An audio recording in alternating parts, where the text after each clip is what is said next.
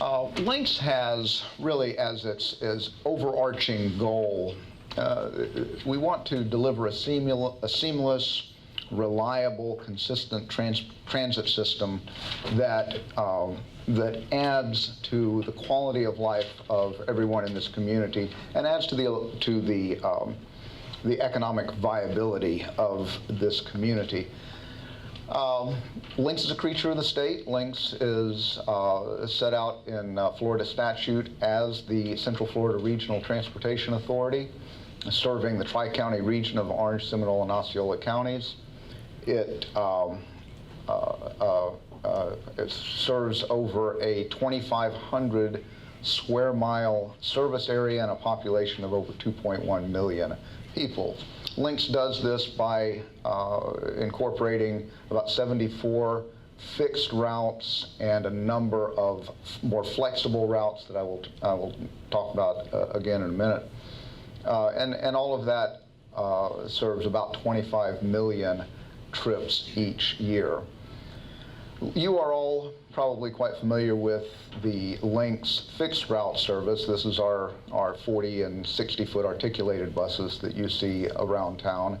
And Lynx has runs these fixed route buses using a fleet of about 300 buses. As an aside on this, I will note that Lynx is committed to being a environmentally sensitive and sustainable agency. We are working to transition our fleet to compressed natural gas and electric. About a third of our fleet has been converted thus far.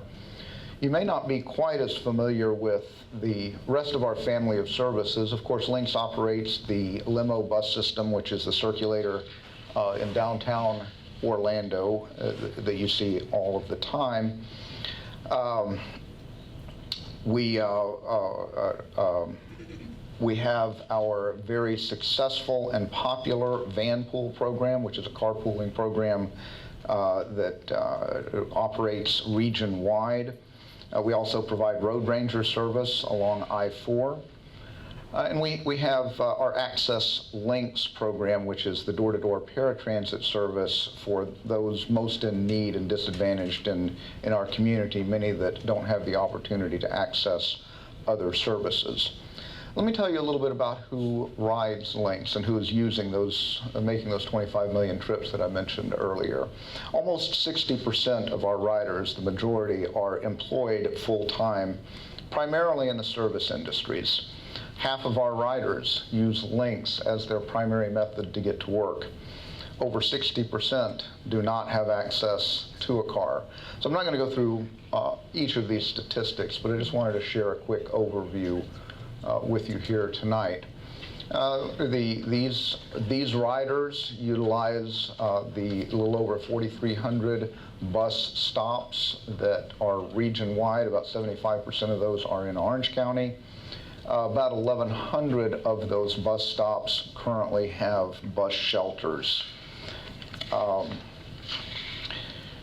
One of the most important aspects of any useful and successful transit program is that it brings reliable, convenient, and frequent service to the community. One of the things that I hear most often about the Lynx service is that about the schedules and the frequency of our routes, and that's what you see on this slide here, and I just wanted to share that with the room. As you can see, the large majority of our routes right now are running over 30 minutes, have more than a 30-minute delay between buses, more than a 30-minute headway, if you will. In fact, over half of those are 60 minutes or more. And of course, none of our routes are currently operating 24 hours a day.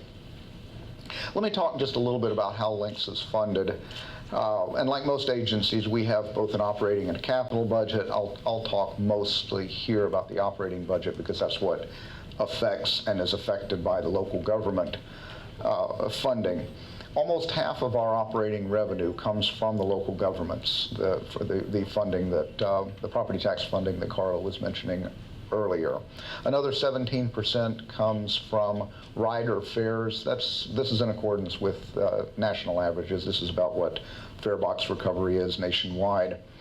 Another quarter of our revenue comes from federal and state grants, and the remainder come from flexible funding sources like our advertising revenue from bus wraps and contract services and that kind of thing. Lynx has not had the opportunity to keep up with growth in the region over the years. Carla mentioned the population of the region. You all know that we live in one of the fastest growing regions in the nation. And this slide just kind of shows a snapshot of the period from 2010 to 2016. Our population increased 12%. At the same time, the miles traveled and the miles served by Lynx only increased by about 1%. So what I show on this slide is just kind of a snapshot of how Lynx compares in terms of funding with other regional transit agencies across the state and across the nation. The column in pink represents the dollars invested by the region in transit on a per-person basis. And as you can see, Lynx ranks a little bit lower on this list than a number of other agencies.